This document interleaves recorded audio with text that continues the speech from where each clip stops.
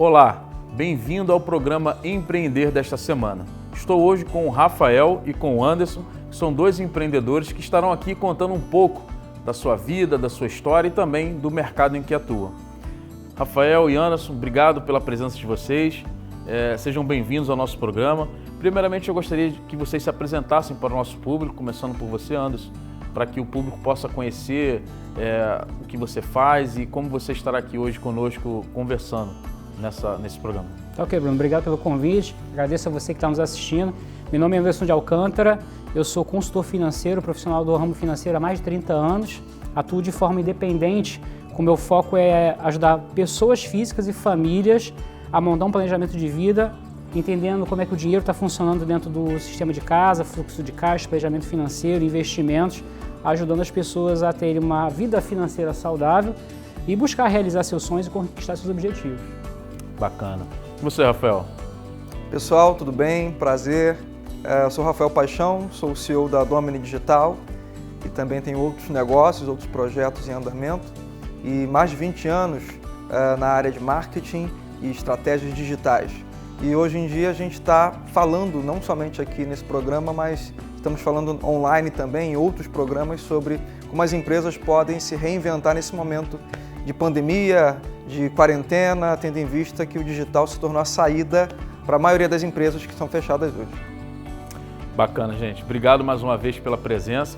E vamos começar aí, Anderson, com você, relacionado a esse tema, né, que hoje é o assunto do momento, é a pandemia, né, o momento atual, né, em que muitos empreendedores estão parados, não estão conseguindo produzir, né, e pinta sempre aquela dúvida, e agora, o que eu faço? Principalmente com as finanças, né? O que você tem visto aí de consultoria que você tem dado para esses empreendedores, para essas pessoas físicas, né? Que todo empreendedor é uma pessoa física, então ele precisa ter a sua renda, o seu controle financeiro muito bem ajustado para que ele possa ser bem no lar e também no seu negócio. Então, para que o seu negócio possa ser bem sucedido, ele precisa ser um bom administrador das suas finanças. O que você pode me dizer aí nesse momento atual? O que você tem recebido de demanda? O que você pode estar compartilhando com a gente aí nessa hora? Bruno, assim, nada bom, né? O momento atual, ele é um momento em que ele está revelando a precariedade, de um modo geral, do nosso sistema, né? Tem se falado muito de saúde, a gente não pode esquecer, em primeiro lugar, essa é uma guerra que a gente está batalhando contra um vírus. Então, na verdade, a preocupação maior é salvar pessoas e não existe resposta fácil da gente cobrar nem de governo, nem de liderança alguma, porque se eu abro demais o comércio, reabro todos os bares, restaurantes, eu crio uma explosão nos casos de Covid e aí morre muita gente. Se eu restringo muito, né, o tal do lockdown, eu preservo as pessoas, mas eu quebro a economia. E não tem resposta fácil nesse momento. As pessoas estão indo para as redes sociais polarizando as coisas, defendendo seu ponto de vista. É muito fácil para quem está ganhando seu salário em casa dizer fique em casa. Mas, poxa, para aquela pessoa que... Eu já vendi picolé na rua, meu irmão. Eu já vendi picolé na rua, eu sei que quer ser ambulante. E você hoje não tem ninguém na rua, como é que você ganha pão se você vive de circulação de pessoas? Né? Existe toda uma cadeia produtiva que vive disso. Então, assim, o que a gente vê nesse momento é que as empresas que tinham fundamentos bem sólidos, aí vamos falar assim rapidinho disso, tendem a passar melhor por essa crise. O que eu falo fundamento sólido? Sempre teu contador falou, olha, bota, organiza a casa, a tua parte contábil, faz as provisões contábeis que se pede na legislação. Teu advogado sempre falando, olha, faz aqui a arrumação da casa, em matéria de você, amanhã depois, se precaver contra uma demissão em massa que você tem que ver, fazer a provisão financeira disso. E o principal que o empresário brasileiro não faz de jeito nenhum, é o princípio da entidade, é separar, ó, aqui é o caixa da empresa, aqui é o caixa da minha casa.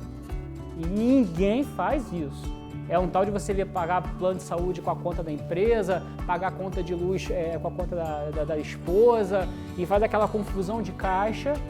E aí agora essas pessoas estão mais desesperadas, porque elas não têm o mínimo de organização. O que a gente vê na maior parte do empresariado brasileiro é que você vê pessoas bem intencionadas, que elas são boas no que fazem, comercialmente, operacionalmente, o cara é bom naquilo, mas ele não separa 2 horas por dia para fazer o administrativo e fazer o deverzinho de casa, que é aquela parte chata e burocrática. mas que o contador, o advogado dele está sempre falando, ó, você tem que cuidar disso, tem que arrumar disso. Então quem estava com a casa desorganizada, em matéria de organização em métodos e finanças, com provisões tudo direitinho, agora está passando por mais aperto. Fora que, naturalmente, para concluir, não vai ter uma volta à normalidade. Está todo mundo aguardando que a gente volte ao normal. Não vai ter mais normal, vai ter um novo normal. O que é um novo normal? Vai mudar para cinema, vai mudar para shopping center, vai mudar para restaurante. Né? Restaurante foi um ramo interessante que a gente viu uma mudança de paradigma bem rápida. Né? Eu não posso mais receber as pessoas no meu salão, partiu para o delivery. Então agora, em cada ramo, a pessoa tem que ver o seguinte, poxa, o que eu vendia que eu não estou vendendo mais, o que eu posso passar a vender, de que forma que eu posso passar a entregar e se reinventar. Né? Toda crise ela tem alguns pontos em comum. Primeiro, ela tem uma data de começo e uma data de fim. A gente não sabe ainda qual vai ser o fim da pandemia, mas logo depois da pandemia, a gente ainda vai viver o vale da crise econômica. Os governos, de um modo geral, estão aumentando dívida, isso vai depreciar nossa moeda um pouco mais, o dólar ainda vai bagunçar mais um pouco ainda antes de baixar.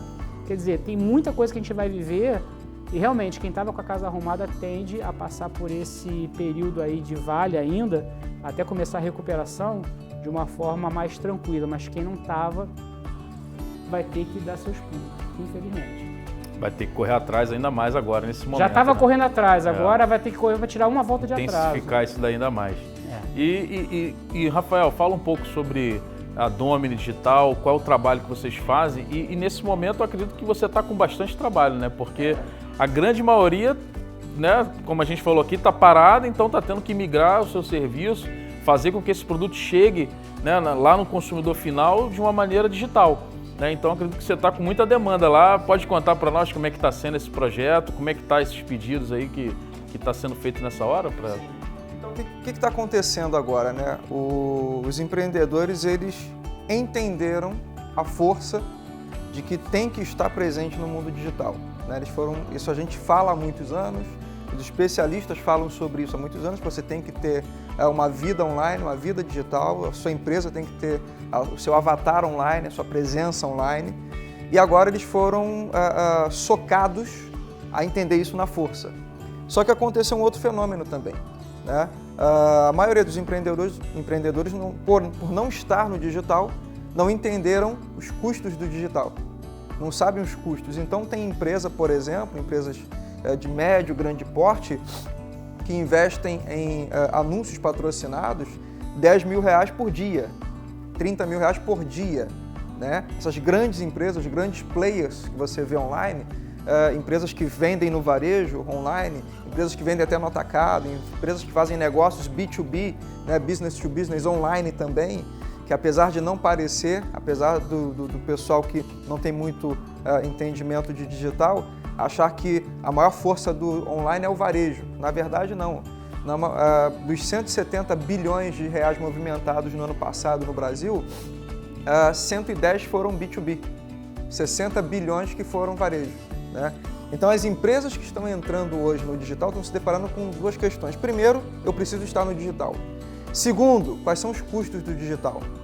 E aí entra a questão que o nosso amigo falou, que o Anderson falou, que da mesma forma que as pessoas físicas não estão preparadas para passar esse período de vale, as empresas também não estavam preparadas para entrar no digital da forma correta, da forma necessária, para conseguir ter resultado. E num curto espaço de tempo, né? E rápido, né? A nossa empresa, a Domini Digital, ela cresceu 300% em 2 meses, por conta da pandemia, em termos de faturamento, em termos de equipe, em termos de clientes, e a gente está com muitas propostas na rua, muitas negociações em andamento, mas o que a gente percebe em termos de estatística é isso, as pessoas vêm correndo para o digital e não estão preparadas para isso. Então está acontecendo também um movimento das empresas digitais, da minha agência, de outras agências, de parceiros, amigos no Brasil todo. E a gente tem clientes hoje no Rio de Janeiro, São Paulo, Rio Grande do Sul, Portugal, Estados Unidos, Brasília, e a gente está sempre conversando com gente de tudo que é lugar, e as empresas do digital, as empresas digitais, elas estão criando 2 movimentos. Um movimento de disciplina, de disciplinar os empresários, falar, ok, tudo bem, vocês estão vindo correndo, mas deixa eu te explicar como funciona. Posso te dar gratuitamente, bater um papo com você, te ensinar um pouco como funciona esse mundo?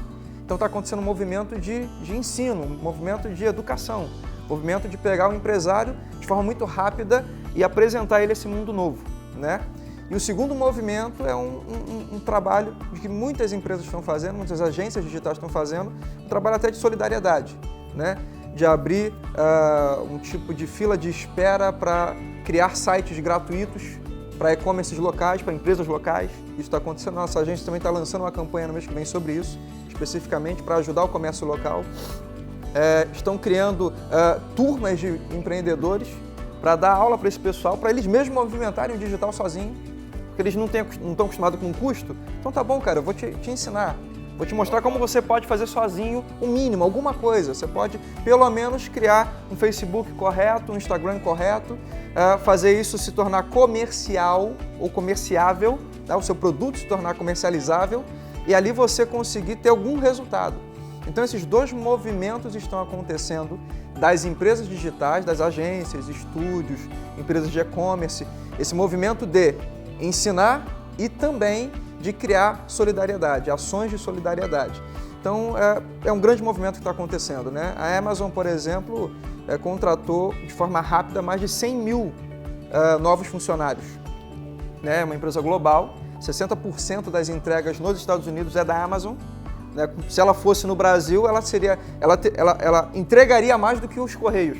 Tá? Então, a comparação é essa. A Amazon detém 60% das entregas nos Estados Unidos.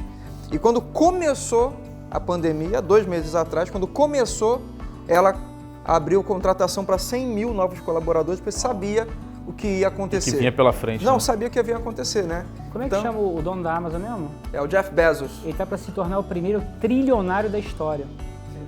E agora com esse avanço Com todo, esse né? avanço. Agora ele está galopando, né? Isso para eles foram galopes.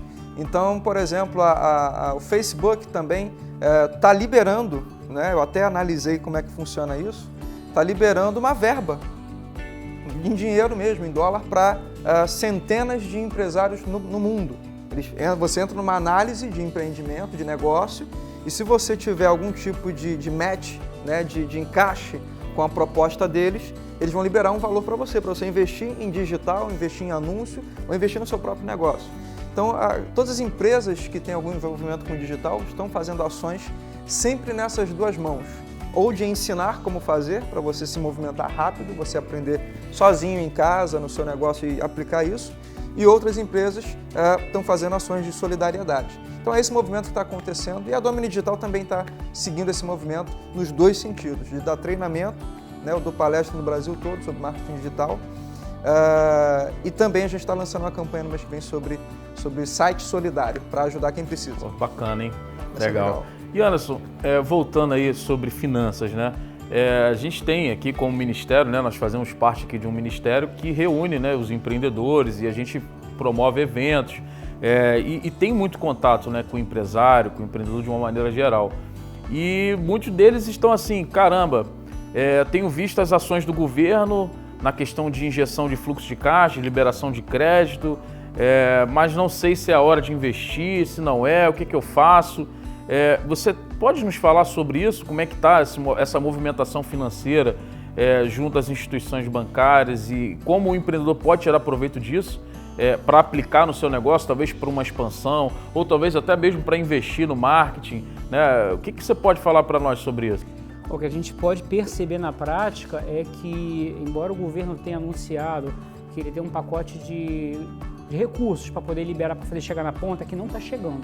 Já se passaram 2 meses e o que acontece? Você não consegue fazer com que essa liberação chegue na ponta. A gente já era extremamente engessado para fazer esse tipo de incentivo na ponta. A gente vem de 14 anos de um governo anterior que privilegiou que o Banco Nacional de Desenvolvimento Social, o BNDES, não desenvolvesse o social, ele desenvolvesse grandes corporações, principalmente aquelas que eram dirigidas por amigos do rei, né? E aí a gente acaba tendo que falar de política invariavelmente quando fala de economia, sem levantar bandeira, de uma análise bem apartidária, mas narrando o que aconteceu, olhando para trás e aconteceu isto. E aí nós vemos o resultado disso. Tentou-se fazer as grandes companhias brasileiras e não deu certo. Então a gente vem desse histórico. Entra um governo novo, fala assim, vou mudar isso, quando está tentando mudar vem uma pandemia. Então na prática o que acontece? Você não tem as ferramentas. Você tem dinheiro represado no governo e você não consegue fazer com que chegue na ponta. Então, o Banco Nacional de Desenvolvimento Social ainda não tem esse perfil de ajudar o pequeno e médio empresário, não tem. Você tem algumas agências estaduais, aí você tem a AGE Rio, por exemplo, aqui no nosso estado do Rio de Janeiro. Tem uma agência de desenvolvimento que está debaixo do governo do estado do Rio de Janeiro. O governador anunciou que haveria liberação do recurso. Eu entro lá por curiosidade, para poder ver se eu tenho como repassar para as pessoas, olha, saiu, liberou. Não, os 2 links estão lá, não estão abertos, nem a linha para microempreendedor individual, nem a linha para pequenas empresas. Não estão abertos as inscrições para você pegar empréstimo de valores pequenos. De repente, para o cara pagar uma folha de pagamento de um mês é R$20 mil um pequeno negócio. E a ideia seria que o cara pegasse um crédito barato para pagar isso com carência de 12 meses e pagar isso em 24, suave. Era o que o pequeno empresário precisava agora nesse momento, só que não chega até ele. Eu tenho um amigo que ele tem uma pastelaria no centro. E aí ele foi atrás da propaganda de um banco, aí vamos falar agora de banco de varejo. O mercado brasileiro é altamente concentrado. Nós temos 5 opções de banco. A gente não pode falar os nomes, né? Mas se você hoje sair na rua e falar assim, quero abrir conta num banco, quero entrar numa agência, só tem 5 opções. 2 são estatais e 3 são privados. O resto é fintech que a gente pode acessar pelo celular. Num desses bancos de varejo, o meu amigo, o dono da pastelaria, foi lá e falou o seguinte, poxa, eu vi que vocês anunciaram uma propaganda de que se eu trouxer minha folha de pagamento para cá, né, vocês vão abrir as contas dos meus funcionários, e eu trabalhei 24 anos em banco, eu sei bem como é que é isso, folha de pagamento dá dinheiro, porque você traz a conta da empresa, você traz a conta das pessoas físicas, as pessoas físicas pegam o empréstimo, pegam o cartão de crédito, aquilo rentabiliza pra caramba o banco, dá muito dinheiro. E aí voltando, a proposta era, traga sua folha de pagamento para cá que nós vamos financiar para você um mês de folha de pagamento, parecido com o que o governo teria que estar fazendo. Resumo da história, o cara não conseguiu liberar. Ele foi enganado pelo banco. Ele levou a conta da empresa, fez todos os funcionários abrirem conta, aí chega na hora, mas infelizmente aqui, ó, na cláusula 57, a linha J, você não cumpriu o requisito que o banco precisava. Só que agora eu já estou com tudo teu. Então, assim, outro dia o nosso ministro da Economia, ele estava numa live de um desses bancos e ele falou assim, a gente não pode continuar mais na mão de 6 bancos só.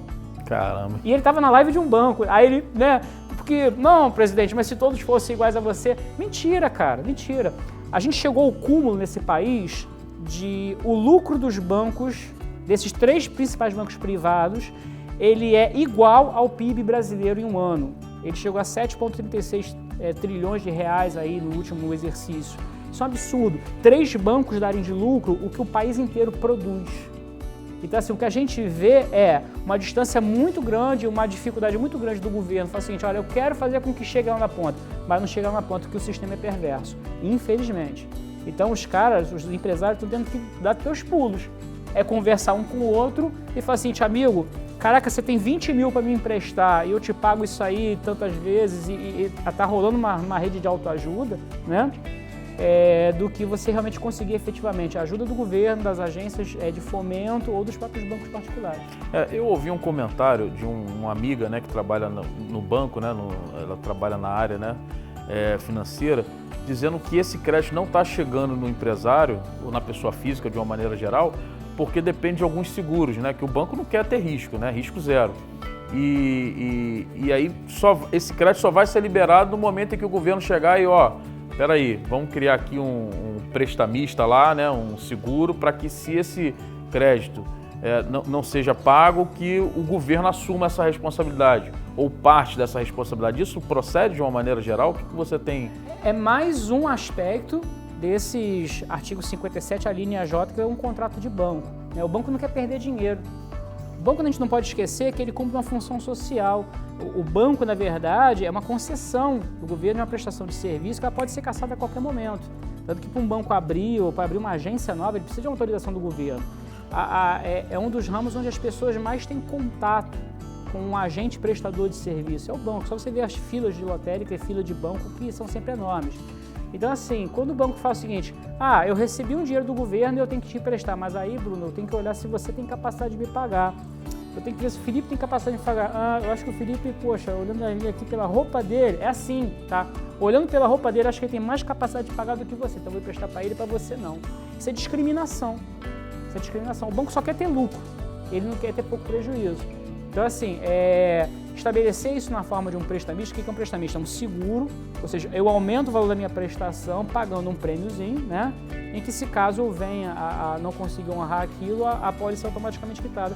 Lógico que você tinha que fazer isso, só que aí o que acontece neste momento? O Instituto de Resseguros Brasileiros, o IRB, está passando por um escândalo enorme lá, com desvios, números falsos. E assim, essa instituição, por exemplo, ela faz o resseguro das outras seguradoras do Brasil. Então você imagina se der ruim nesse sistema. Quem tem previdência privada, por exemplo, que é uma coisa que não deveria existir no modelo que existe no Brasil hoje. Previdência privada, a pessoa que entra num banco e faz uma previdência privada, ela perde dinheiro. Eu provo isso matematicamente. Aqui não é o fora, hoje a gente entra nesse assunto, mas eu mostro, né? A não ser quando você tem a previdência corporativa, que é aquela previdência que, por exemplo, eu contribuo com R$100 no contra-cheque e a empresa vai lá e põe mais 100. Completa. Beleza, né? Tem uma regra para esse dinheiro sair, mas aí é bom estudar essa regra. Agora, o cara que entra num banco, faz uma previdência privada, coitado. E ele acha que ele está seguro por um sistema como esse que não está funcionando. Então, é assim, a gente tem problemas muito graves aí para tratar e o cenário não é bom. Tá? É fácil ser profeta do apocalipse, eu sou contra ser profeta do apocalipse, apostar que vai dar errado. Porque quando você aposta que dá errado, a tua chance de estar certo é muito grande. Entendeu? Porque tende a dar errado. Mas é assim, o que a gente precisa agora é seguir com uma agenda progressista de liberação de reformas, que a gente estava tentando caminhar antes da pandemia, só que com a pandemia veio a discussão política, e agora veio essa brigaiada toda que a gente está vivendo. Né? A gente está aqui no Rio de Janeiro agora para emplacar o bingo, né? O 5º governador preso.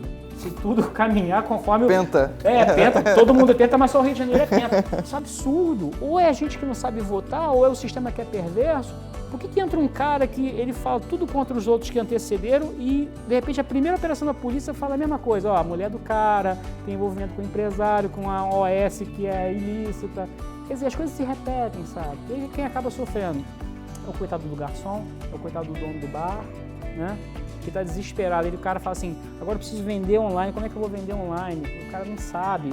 Aí ele precisa fazer um investimento de R$1.000 para começar e o cara não tem, sabe? E lá em cima o recurso está lá preso e não chega na ponta. Então, assim, é muito ruim isso que a gente está vivendo. Anderson, uma pergunta. Desculpa, Bruno. Ah, claro. Bate-papo. É isso aí. Falando um pouco da mistura do digital com bancos, né? Que é a tal da fintech. Né? Tem a Roxinha, que também está, o próprio presidente de um dos grandes 5 bancos, ele falou que gostaria de ter os mais de 5 milhões uma dessas fintechs da Roxinha. Só que é interessante, a Roxinha está dando prejuízo, 2 anos consecutivos. Então o pessoal está falando assim, peraí, esse negócio veio para ficar mesmo ou como é isso que eu queria te perguntar, qual é a tua visão sobre as fintechs? Né? Que agora está multiplicando o número de bancos digitais, abre em 3 minutos uma conta. Tem os bancos digitais que a maioria já tem PJ, já tem abertura para PJ, para pessoa jurídica. E os bancos tradicionais entraram nessa onda também, né? E não, os tradicionais estão seguindo esse caminho, porque, assim, só para completar, eu tenho falado para alguns grupos de pessoas e até empresários o seguinte, que por que há uma migração tão grande da geração atual para esses bancos digitais? Porque a geração atual não está acostumada com um selinho, né? Porque os bancos tradicionais tinham a sua versão premium, né? Que, assim, na minha visão, é algo que meio é um glacê de bolo, né?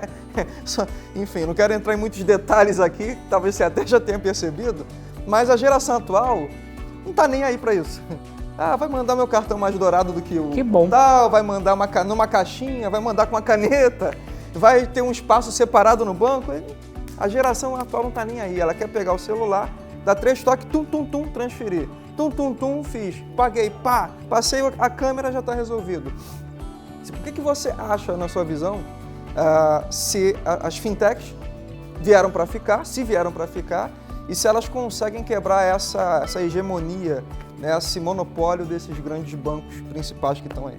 Então vamos lá, é um caminho sem volta. Lembrando que o nosso ministro, inclusive, mandou vender agora né? Falou, não, vende logo esse negócio. Na reunião, né? Ele ainda falou isso, vende logo. O digital é um caminho sem volta, criptomoeda é um caminho sem volta. O que a gente está começando a ver é uma gênese disso, e esse processo ele acabou sendo acelerado a nível global por causa da pandemia, né?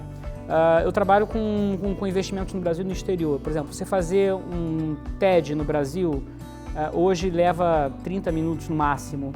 Para você descontar um cheque nos Estados Unidos ainda leva 30 dias. Dependendo do estado, o cheque tem que viajar fisicamente. Uma ordem internacional bancária, seja SWIFT ou IBAN, ela leva de 2 a 7 dias úteis. E com Bitcoin eu posso contratar um serviço na Índia para minha empresa, né, de qualquer ramo, e pagar o cara em Bitcoin e estar na conta dele em 10 minutos, no máximo, estourando, ou qualquer criptomoeda. Então esse é o caminho sem volta. Mas assim, ainda há muito o que se aprender, as próprias fintechs têm que aprender. Eu ainda não finalizei minha declaração de imposto de renda desse ano, eu vou ter um problema muito sério. O que aconteceu? Ano passado eu abri conta em todos esses bancos. Eu tenho uma cartela de cartões assim desse tamanho, né? Porque eu abri uma conta em cada um desses bancos para testar, para ver como é que funciona, para poder dizer para as pessoas vão me perguntar a mesma pergunta que você fez. Mas e aí? Né? A resposta a essa pergunta é o seguinte, bom, mas e aí? Número 1, essas fintechs têm que estar regulamentadas no mercado que elas atuam, ou seja, se uma fintech quer ser um banco no Brasil, seja o roxinho, ou o laranjinha, ou o pretinho, todos eles, né? A gente pode falar nome. Ele tem que estar de acordo com o Banco Central, tem que constituir todos aqueles índices de Basileia, capital mínimo, segurança e tudo mais. Ele tem que cumprir aquilo para ser um banco seguro, né? Então, essa coisa é tão seguro quanto um banco de rua? Sim, é tão seguro quanto um banco de rua, se ele tem autorização do agente regulamentador para atuar naquele mercado, ou seja, Banco Central do Brasil, né? Agora, na prática, eles têm muito que aprender ainda. Eu peguei um caso de um cliente, antes da pandemia, que ele falou o seguinte: Anderson, eu preciso pegar um dinheiro. Qual a melhor forma de eu pegar dinheiro? Bom, a melhor forma é aquela que você paga o menor juro. Pegar dinheiro nunca é bom, mas já que você tem que fazê-lo, vamos pegar com o menor juro. Qual é a modalidade de crédito hoje que tem o menor juro? Crédito consignado, todo mundo já ouviu falar, aquele que desconta em folha. Não, mas eu sou profissional liberal. Legal, segunda camada. Você tem um imóvel no seu nome? Se você tem um imóvel no seu nome, você pode fazer uma coisa. Se o imóvel está quitado no seu nome, você pega um crédito com garantia imobiliária no seu banco. A taxa é muito menor, A taxa é muito menor, leva uns 60 dias para liberar. Aí eu falei com ele o seguinte, olha, você tem essas 3 fintechs aqui que são especializadas em liberar crédito com garantia de imóvel, pela propaganda que elas fazem. Um é um banco, né, e 2 são fintechs. E depois você tem os nossos 3 velhos amigos aqui, né, os bancos privados que fazem isso. Ele tentou nas 3 fintechs, ele teve que fazer um banco privado, porque as 3 fintechs, 2 levaram uma semana para responder um oi. Oi, tenho interesse em comprar seu produto. Uma semana para responder no digital hoje em dia? Já era. Está fora desse mercado, dessa geração YZ, né, que a gente está atendendo agora. Eu sou geração X ainda, sou old school. 2 demoraram uma semana para responder. A terceira falou, oi, tô aqui. Ah, legal, você foi rápido. Você pode ver isso para mim? O que precisa? Só um minuto. Aí esse minuto levou mais uma semana. Conclusão, quando as 3 fintechs vieram responder para ele, então agora eu quero atender o senhor. Amigo, já dei entrada lá no meu bancão lá e tá seguindo, tá correndo e, poxa, desculpa. Então, assim, ainda falta eficiência. Isso vem com a robustez, isso vem com treinamento de pessoal, isso vem com entender como é que é o nosso sistema financeiro. Uma agência de banco, ela presta 2.000 tipos de serviços diferentes. Eu trabalhei em agência de rua. Entra um cliente, você nunca sabe qual vai ser a surpresa do dia. O cara pode fazer uma pergunta completamente, assim, fora da curva. Faz compra, faz venda, faz finame. Então, assim, pô, eu tenho que estar preparado para, no mínimo, falar o seguinte, não, senta aí. Sei quem é não sei fazer não, mas eu sei quem sabe. Pega o telefone, liga para a mesa. Você tem uma mesa de câmbio, você tem uma mesa de BNDES, você tem uma mesa de finame, você tem uma mesa de cash, né? Agora as fintechs é um carinha lá, um garotinho, uma menininha, 20 e poucos anos, né? Acabou de sair da faculdade, não sabe nem o que é essas palavras que eu acabei de falar. E aí leva uma semana para encontrar alguém com expertise lá na matriz e fala assim, cara, tá aí, ó, na intranet, abre aí, joga aí no mecanismo de busca que você acha a resposta para o cliente. Então assim, respondendo, é um caminho sem volta, mas ainda está bem no comecinho. Aqui no Brasil, como em tudo, a gente ainda é muito atrasado, vai levar muito tempo. É isso aí. Rafael, falando de marketing aí, vamos acelerar essa... porque tem muita gente que está aí desesperada, né, como a gente falou lá atrás, porque não tem o seu produto de forma digital e nesse momento, mais do que nunca, é digital. Né? Quem não está no digital não tem, está sem vida, está morto. Não existe. Exatamente. Não existe. E qual a dica que você daria assim, para aquela pessoa que era né, ela não tinha ojeriza a questão digital, estava ali no modelo tradicional, com a loja, trabalhando, operando, e hoje ela tem que encarar esse desafio. Qual seria assim, os primeiros passos para essa pessoa e qual seria um orçamento mínimo, vamos dizer assim, para ela começar a entrar no digital com o seu negócio? Bom, vamos lá. Tem 4 passos básicos em níveis diferentes, tá? Esses 4 passos básicos servem para uma multinacional ou para uma padaria da esquina, tá? Então, o primeiro passo é você ter a presença online. O que é presença online? É existir online. O que é existir? Hoje em dia é você ter um site e rede social. Ponto. É o primeiro passo. Você tem que ter um site, um endereço, um www, tem que ter um site e rede social. Rafael, qual a melhor rede social para o meu negócio? Eu vou te dizer as 4 melhores para qualquer negócio. Facebook, Twitter, Instagram e LinkedIn. Por que essas 4 obrigatoriamente? Porque são as 4 melhores do mundo. São as que detêm 90% de todo o ecossistema online no mundo. Então você tem que estar nessas 4. Existem mais de 200 redes sociais, tá? Mais de 200 redes sociais. O WhatsApp, ele é considerado rede social e meio de comunicação ao mesmo tempo, ok? Então assim, tem o Telegram, que também ele é muito mais robusto que o WhatsApp, muito mais robusto, ele é um monstro de conteúdo ali, um monstro de interação, interatividade. Mas culturalmente não é muito utilizado, né? Culturalmente no Brasil está começando a pegar fôlego agora. Está começando a pegar fôlego. Os players digitais, né, as agências, os profissionais de marketing digital, os players de certos mercados, eles já usam muito bem o Telegram, já performam muito bem. Mas, voltando às dicas, o primeiro lugar é você ter presença online, site e redes sociais essas 4. Tá? Segundo passo é você ter uma estratégia. Existem dezenas de estratégias digitais. Marketing de conteúdo, marketing de branding, marketing inbound, marketing outbound, jornada do cliente, funil de vendas. Tem dezenas de estratégias, tá? E por que eu falo que estratégia é sine qua non, é muito importante? Não sei se vocês já viram, já perceberam isso, obviamente a maioria sim, se você tem um carro, você para em um sinal no Rio de Janeiro, né? Vai vir um garoto e vai botar uma balinha no retrovisor e vai fazer isso em todos os retrovisores. Isso é uma estratégia. Ele poderia parar lá na frente e ficar jogando um saquinho de balinha para o alto para chamar atenção. Ele poderia parar e ficar com cartaz. Qualquer ação disruptiva é uma estratégia. O que é uma ação disruptiva? A gente está estagnado aqui, sentado. Se eu levanto, se eu começo a me mexer, isso é uma estratégia para chamar atenção. Então, se o cara que vende balinha no sinal conseguiu concatenar, alguém criou isso e o restante foi copiando, de botar a balinha ali no sinal, é porque isso deu algum tipo de resultado maior do que ficar parado esperando alguém pedir.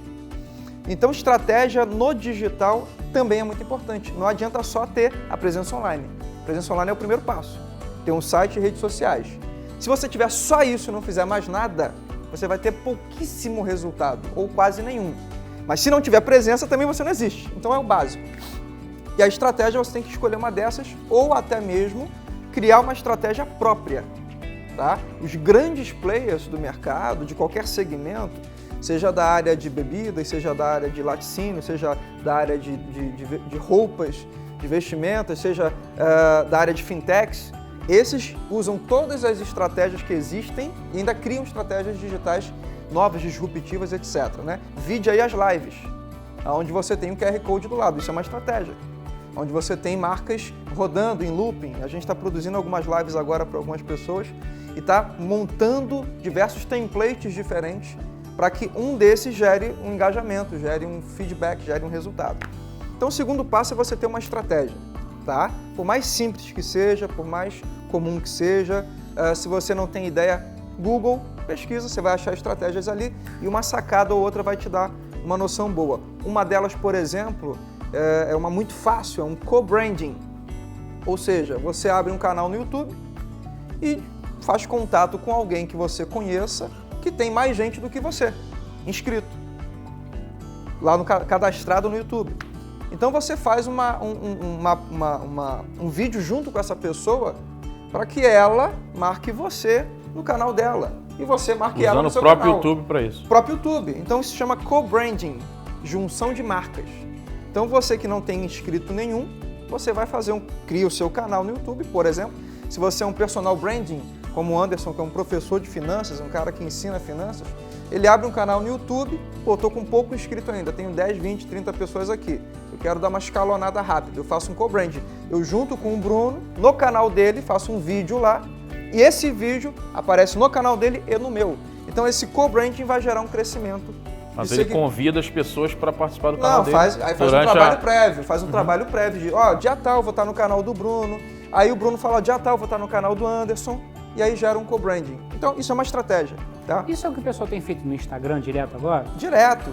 Isso é só que é a live, né, o pessoal? Agora, Instagram live. Você acha tão eficiente essa live do Instagram quanto a do YouTube ou do Facebook, por exemplo? Tem motivos diferentes. Motivos diferentes? Porque, por exemplo, no YouTube, se eu fizer algo muito forte, eu monetizo.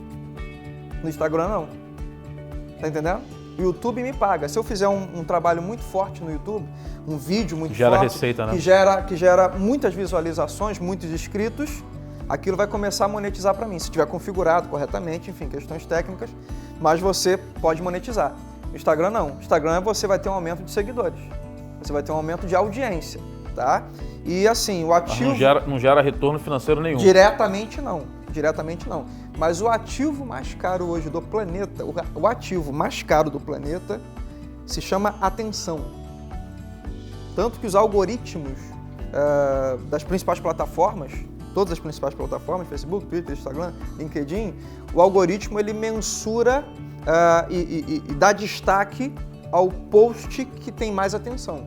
Se você está passando o dedo no celular, no feed, e para numa foto, o algoritmo percebeu que você parou e mais 1 milhão parou também.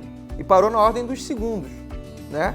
Então, esse post aqui teve mais atenção que o anterior, que estava em cima, que é outra marca, que é outro perfil. Então, se esse teve mais atenção em nível geral, esse aqui o Instagram vai dar mais destaque para ele, vai aparecer para mais gente. Isso leva talvez, eu sou leigo na matéria, mas eu li um pouquinho, isso leva talvez à questão do engajamento, que é onde está a grana, né? Exatamente, aí começa a ter o cálculo de engajamento, que a gente, um dinossauro do digital igual a eu, sabe fazer na mão um cálculo de engajamento.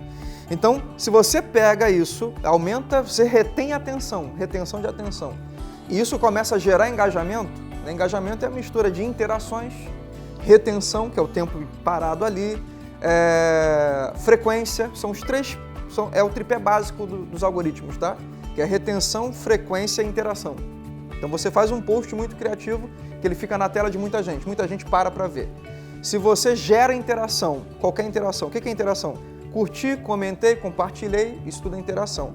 E frequência você posta todo dia, tá? No mínimo, ou melhor, no máximo a cada 2 dias, entendeu? Nos Estados Unidos, os principais players fazem 40 postagens por dia, tá? Aí você fala, pô, é muita coisa. Não, não é. Parece que é, mas não é.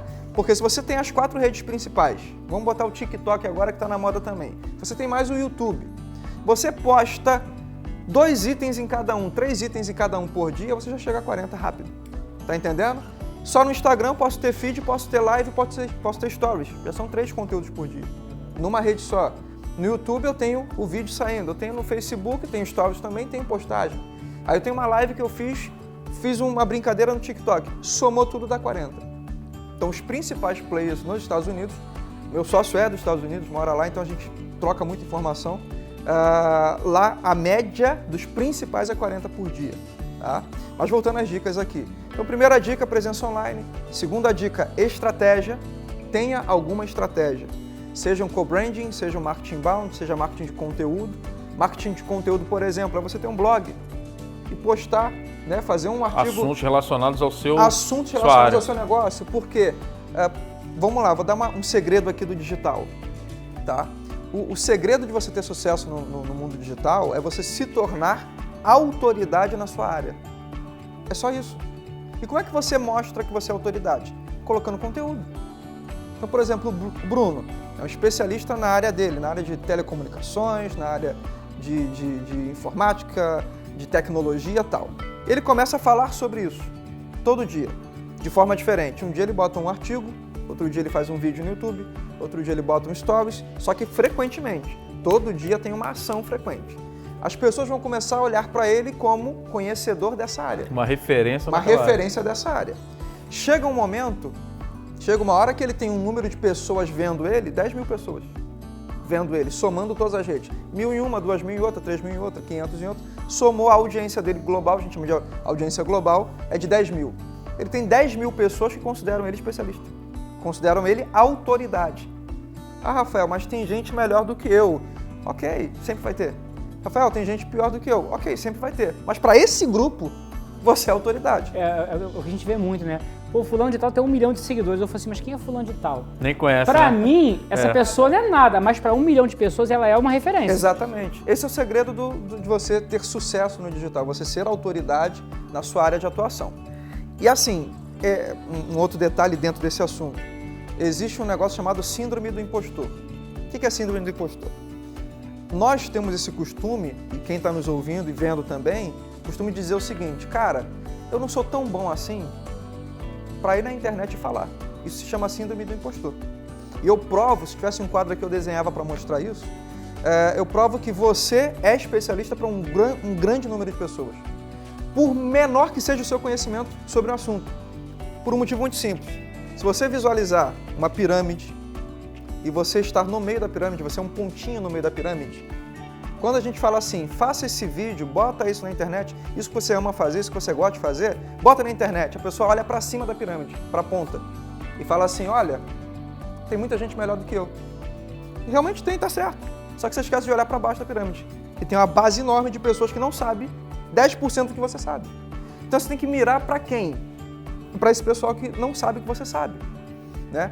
E aí você começa a virar autoridade para esse público, autoridade, referência para esse público, e chega um ponto de você falar, cara, legal, agora eu quero transformar isso em resultado financeiro, eu quero viver disso. O que você faz? Você começa a criar um webinário, pago ou não. Você pode criar uma masterclass ao vivo, hoje não, que estamos em pandemia, mas você criar uma masterclass e dessas 10.000 pessoas, falar assim, pessoal, eu vou estar na Barra da Tijuca, no Rio de Janeiro, na segunda-feira, dia tal, às 8 horas, na Igreja Atitude, num salão de conferências, vou dar uma palestra lá gratuita. Das 10.000 pessoas, vai aparecer quem é do Rio de Janeiro, digamos que apareça 100 pessoas. 100 pessoas apareceram por uma chamada online sua, que você não pagou, não fez nada, só chamou. O pessoal veio, 100 pessoas assistir sua palestra.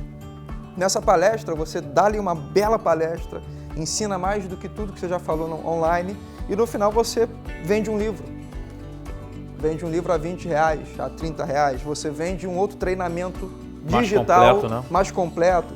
Dessas 100 pessoas que vieram, digamos que você venda um treinamento de R$1.000, baratinho, considerado barato, tá? R$1.000 um treinamento completo da sua área. Dessas 100 pessoas que vieram, digamos que 20 comprem. Quanto você ganhou em uma noite? R$20.000. Essa é a mecânica do digital. Só que isso acontece com produtos, com pessoas, com especialistas, com tudo que você imaginar, né? É qualquer coisa. Tem gente que acha que não dá para vender casa online, não dá para vender carro. Vende muito. Casa e carro vende muito online. Carro, tá? então, um mercado que cresceu muito, né? Vídeo OLX. Vídeo OLX, vendendo casa, carro para todo mundo. Então, assim, o segundo passo é ter uma estratégia, para você conseguir... Eu acabei de dar uma pequena estratégia aqui, tá? Então, e o terceiro passo qual é? É o passo que geralmente começam por ele, que é o passo do patrocinado, que é pagar o Google, pagar o Facebook. Só que olha só, tem gente que paga o Google, paga o Facebook sem um site decente, ou tendo só um Facebook, só uma rede social, desabastecida ainda, e aí paga o Google, o Facebook, achando que isso vai fazer vender rápido. Não é só isso. Não tem conteúdo, não? Não tem conteúdo, você não tem autoridade. Você vai fazer uma propaganda, o cara vai olhar, tá bom, quem é você na fila do pão?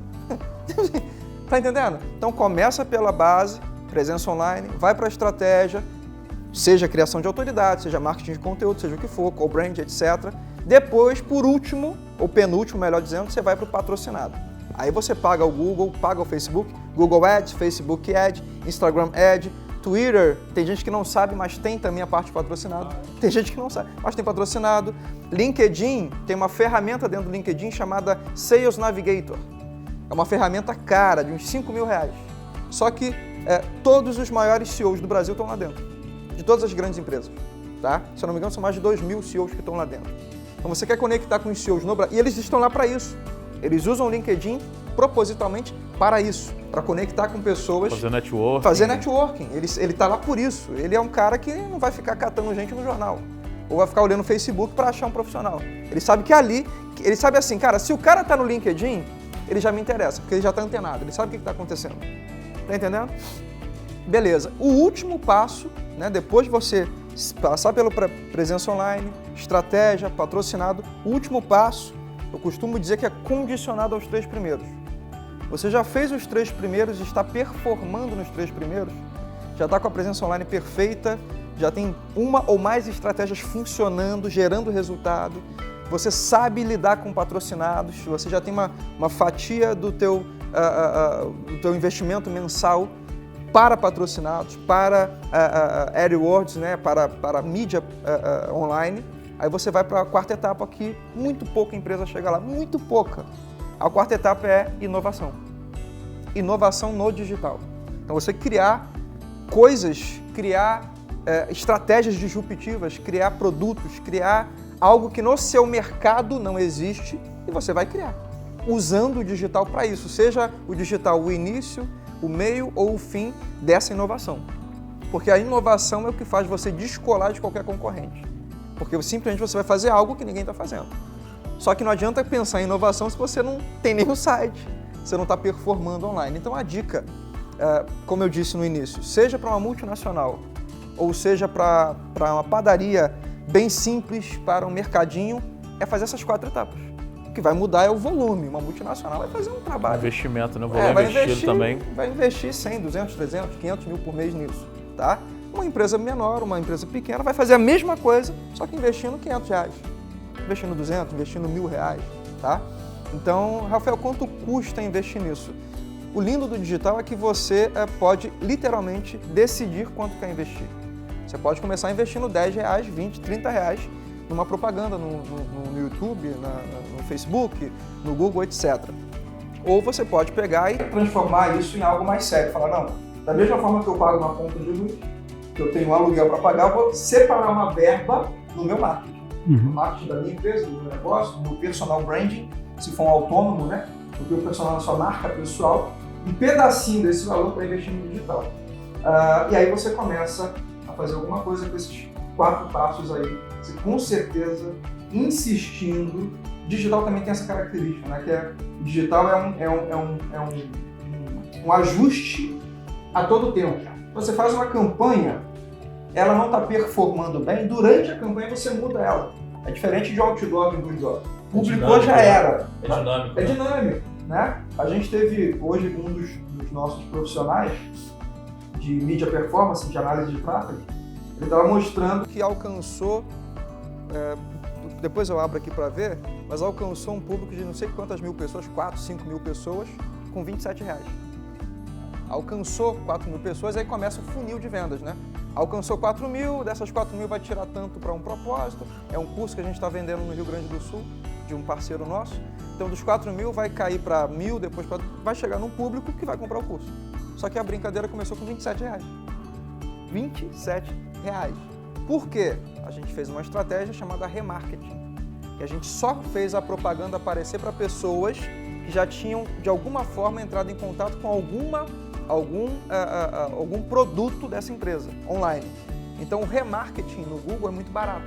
Você fazer a propaganda crua é um pouco mais cara, mas o remarketing é barato. Então é isso, pessoal. Essa é a dica pra gente, pra qualquer um começar no digital. Bela dica, hein? Muito bom. Quem tá aí assistindo... Uma apostila de marketing digital de graça, gente. Volta o vídeo agora, passa tudo por Vai pausando aí, anotando. Vai pausando e anotando. Funciona. Vai dar certo. Anderson, voltando em você, como é que tá aí a questão do home office lá pra você, os teus colaboradores lá, o pessoal que você... Como é que tá isso? Tua esposa trabalha na área médica, né? Então você deve estar um pouco atípico disso tudo aí. Como é que tá lá? Cada família está tendo que descobrir uma forma nova de lidar diante dessa situação toda, né? Eu volto a dizer, a opinião da pessoa tem muito do viés do que ela está vivendo. E ela não pode generalizar e querer que a sua opinião prevaleça, que esse é o mal da rede social hoje em dia, né? Todo mundo se acha dono da verdade, as pessoas estão se polarizando muito. Mas as pessoas estão perdendo um pouco da empatia. A gente tem que aproveitar talvez esse momento para resgatar um pouco isso. Não, pera, deixa eu te entender.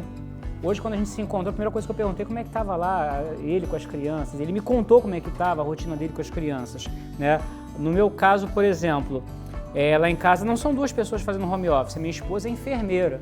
Então, desde o primeiro dia da pandemia, ela não teve lockdown, ela não teve afastamento. Pelo contrário, ela está indo trabalhar todo dia, sem o ônibus que ela costumava pegar, porque os ônibus foram reduzidos as quantidades. Né? Então, aquele transporte executivo, o pessoal gosta de chamar de frescão, não está rodando. Então, o que faz? Pega o ônibus, mas o ônibus está com menos gente você nota umas caras esquisitas no ônibus. Pô, então faz o seguinte, Marcelo, eu vou acordar de manhã, vou levar você e vou buscar você para o trabalho.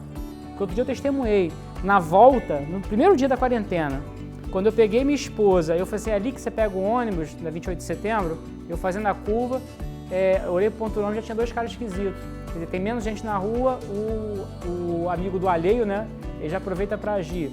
Então assim, olha como é que tá a minha rotina. Minha mulher sai para trabalhar todo dia, de cara pro Covid. Aí eu, com um filho de 5 anos e meio, uma máquina, Lucas, entendeu? O Lucas Alcântara, uma máquina, todo dia uma fantasia de herói diferente, em casa, sem escola. Cara, como é que eu vou fazer home office? É batata, eu fazer home office, olá, apesar do cliente, então tô aqui para me apresentar. Papai, olha, passei de fase no jogo. A primeira impressão é que fica. Então assim, ontem eu estava conversando com um cliente meu, eu falei assim, amigo, para você que já é meu cliente, eu fazer agora para você um bate de carteira, e ver como é que estão os investimentos e sugerir alguma realocação, tranquilo. Agora, para fazer uma conquista, uma venda nova, não rola. A venda nova, no meu ramo, que é você pegar a confiança de uma pessoa e você fala o seguinte, olha, vamos pegar você lá, desta porcaria desse banco, que te dá um cartãozinho dourado, que não serve para nada. Você chega no mercado, não te dá desconto. Você chega na farmácia, não te dá desconto. Não, mas gera milhas. Cara, grandes coisas. Faz as contas de quanto é que dá aquela milha, né? Logo no primeiro ano da minha profissão, eu comecei a fazer o que eu faço hoje em 2013. Eu sou um consultor financeiro independente, não trabalho para banco nem para instituição financeira nenhum. Eu tenho mais de 40 parcerias. Então eu vou com você, o que você está precisando? É crédito? Vamos ver o que tem de melhor no mercado. É como eu te falei, eu tenho até gente com taxa boa, mas a entrega é ruim. Então assim, eu tenho que ver o que é melhor para o meu cliente, não o que me paga a maior comissão. E nem qual o nome da marca que está por trás. E tem muita alternativa. Tem muitos bons investimentos à disposição de qualquer pessoa no Brasil, só que, como os grandes patrocinadores são os grandes players, né? Eu costumo dizer o seguinte, dentro desse exemplo, sem falar nomes, para não dar processo, mas se quiser processar, processa. Existe um grande telejornal no Brasil que é a fonte de informação da maioria dos lares brasileiros. Ele começa às 8h30 da noite, num canal de grande audiência. Meu pai assistia esse telejornal todo dia e me doutrinou a assistir esse telejornal todo dia porque ele passa informação com confiança. Você fica adulto, você começa a olhar e fala assim, não, peraí. Esse telejornal, há mais de 40 anos, que é o que eu tenho de idade, ele vem logo depois da novela das 7. Só que não tem intervalo comercial. A novela das 7 entrega a audiência direto para o telejornal, sem nenhum intervalo comercial, a não ser por uma chamada de uma empresa. E aí quando eu pergunto, o pessoal fica assim, alguém sabe dizer, ou a maioria não sabe perceber, ou a maioria nem percebeu que não tem intervalo. Eu achava que entre a novela e o jornal tinha um comercial. Eu falei, não tem. Tem uma chamada de um anunciante. E esse anunciante é uma financeira. E essa financeira empresta dinheiro para pessoas sem SPC e sem Serasa, empresta dinheiro para negativado a 15% ao mês. 15% ao mês numa economia onde a taxa ao ano para remunerar o cara que tem dinheiro no banco, o investidor, é 3% ao ano atualmente. Então assim, o banco ganha 6.000% a mais, ou ganha 600 vezes mais do que o investidor ganha. E aí como é que você acredita que nesse telejornal vai ter uma matéria ensinando o povo a comparar juros e taxas, a não pegar juros com empréstimos exorbitantes, a dar uma educação financeira para esse povo? Não vai ter, não vai ter. Então assim, a financeira patrocina o telejornal, um outro grande banco patrocina o futebol, outro grande banco patrocina a Fórmula 1, então assim, o sistema domina para que não chegue informação às pessoas. E o meu papel é justamente quebrar essa cadeia, né? E é muito difícil. Aí você chega uma pessoa e fala o seguinte, não, mas eu por ter esse cartão que tem um douradinho, né, eu tenho que ter 100 mil lá nesse banco. Eu falei assim, o dinheiro é de quem? É seu ou é do banco? Ah, o dinheiro é meu. Não, você está dizendo que se você tirar o banco, tira o douradinho, né? Vamos analisar o douradinho. Aí, tudo bem, supera essa questão. Eu estou dizendo, eu lembro dessa senhora até hoje. Aí, olha o que eu propus para a senhora. Senhora, 2 horas de reunião. Se a senhora migrar os investimentos que estão nesse banco para esta corretora que está aqui, estabelecida no mercado nacional, de renome aí na praça, todo mundo conhece, já ouviu falar. É só virar uma chave, ó, daqui para cá. A rentabilidade do que a senhora tem vai te dar, isso em 2013, R$ 2.400 a mais por ano. R$ 2.400 a mais por ano. Não era muito dinheiro, mas, poxa, R$ 2.400 é dinheiro, né? Ah, mas aí eu vou pagar a anuidade do cartão. Eu falei assim, quanto é que é a anuidade do cartão? É R$ 49,00 por mês. Eu falei assim, isso vai dar R$ 600 por ano. Então a senhora vai perder R$ 600 e vai ganhar R$ 2.400. É negócio. E a sua vida vai continuar normalmente. Só o cartão que vai perder a porcaria daquele símbolo douradinho. A mulher não conseguia entender. Não, mas eu vou perder R$ 600, mas vai ganhar R$ 2.400. Aí no final, já pegando minhas coisas, eu falei assim, dona fulana, só tem um cheque? Tem. Queria agradecer aqui da visita da senhora. Vamos fazer o seguinte, eu vou fazer um cheque aqui de R$ 2.400 para a senhora, vou assinar, vou datar, e a senhora me paga R$ 600 pela visita. A senhora topa? Ela topa. Eu falei, é disso que eu estou falando. Aí ela, não, mas aí eu não quero fazer. Eu falei, desculpa. Então, não tem jeito.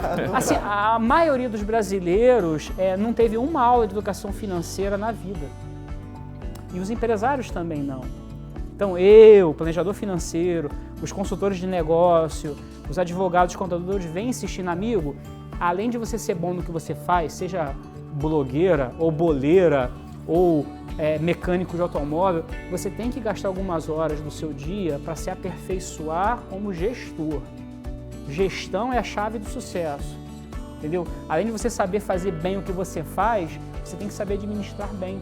E isso é bíblico, né? Nós estamos aqui num canal da nossa querida Igreja Atitude. Eu sou membro dessa igreja há 13 anos, né?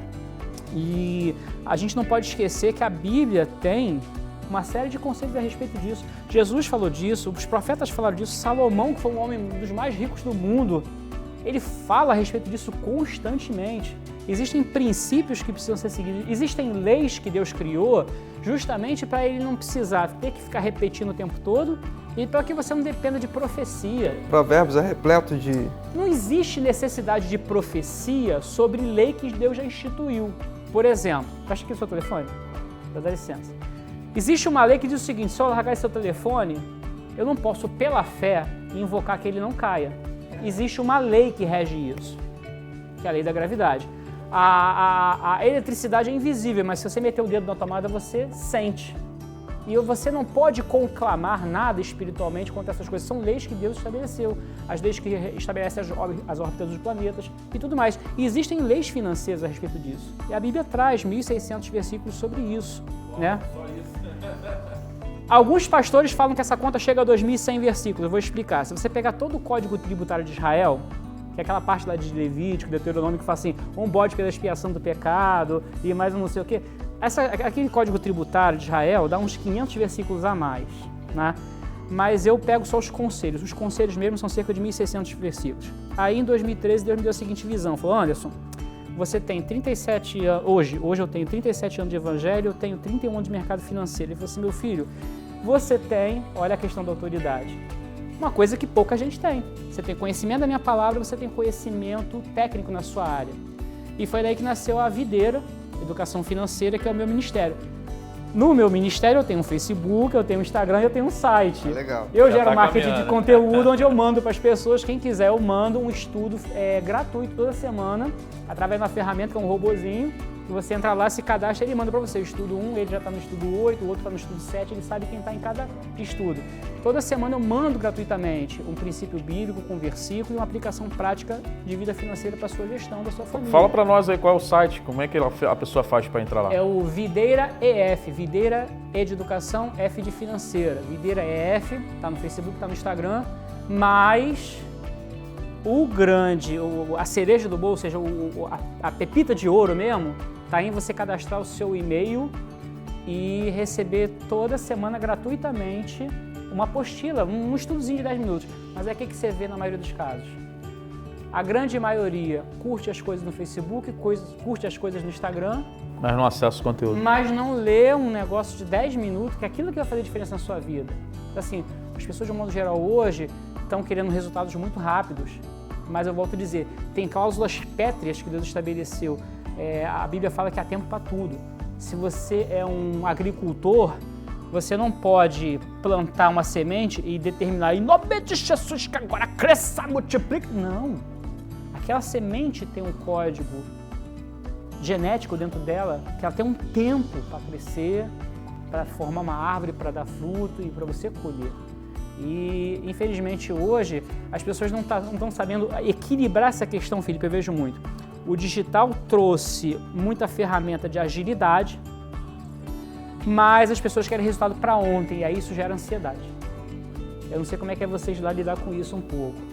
Hoje tem até um termo chamado Overload Information. O que é isso?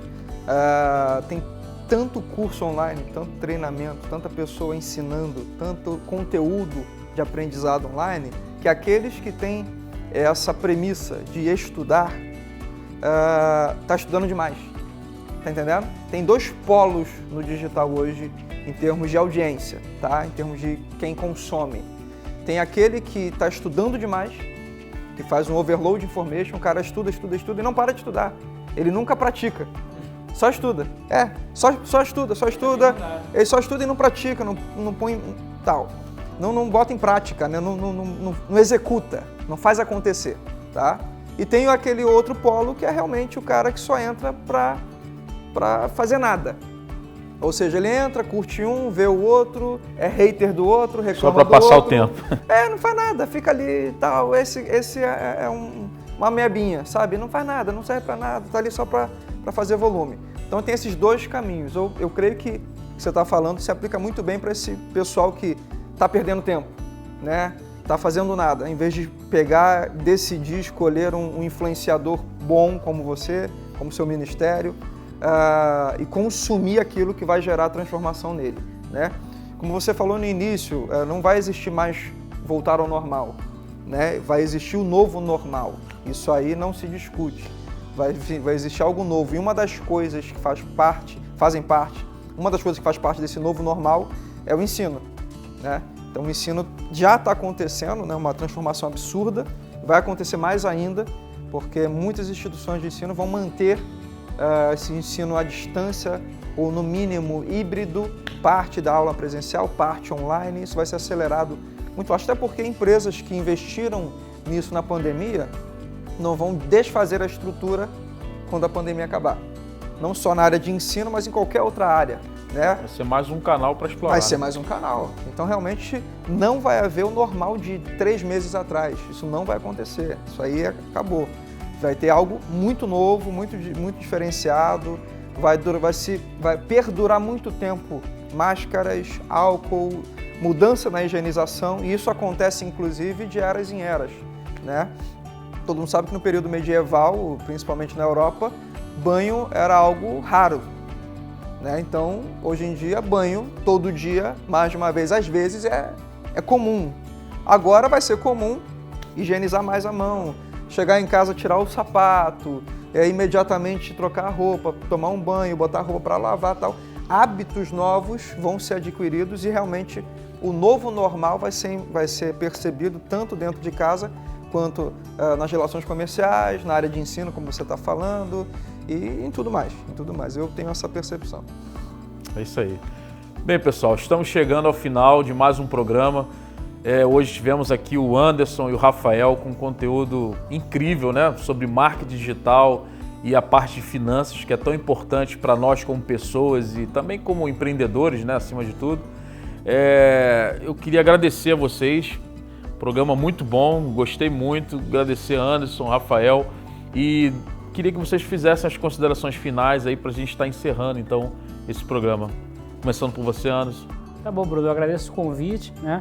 A gente tem um carinho muito grande pelo Ministério de Empreendedores, já estivemos lá junto de vocês em outras ocasiões. Aliás, frequento os cultos na medida do possível. Agora lá o Zoom nosso, né? A gente vê lá, isso é importante. Tem uma dica legal sobre essa questão da pandemia, que é você fazer chamada de vídeo para poder ver as pessoas, não só ficar mandando texto, mas ver o rosto, a expressão do irmão. Você nota o irmão quando está com o olhar mais triste. Você pergunta, tá tudo bem? O cara fala, tá tudo bem. Aí tu já entra no particular com ele, dá aquela solidariedade, aquele apoio, a gente precisa muito disso.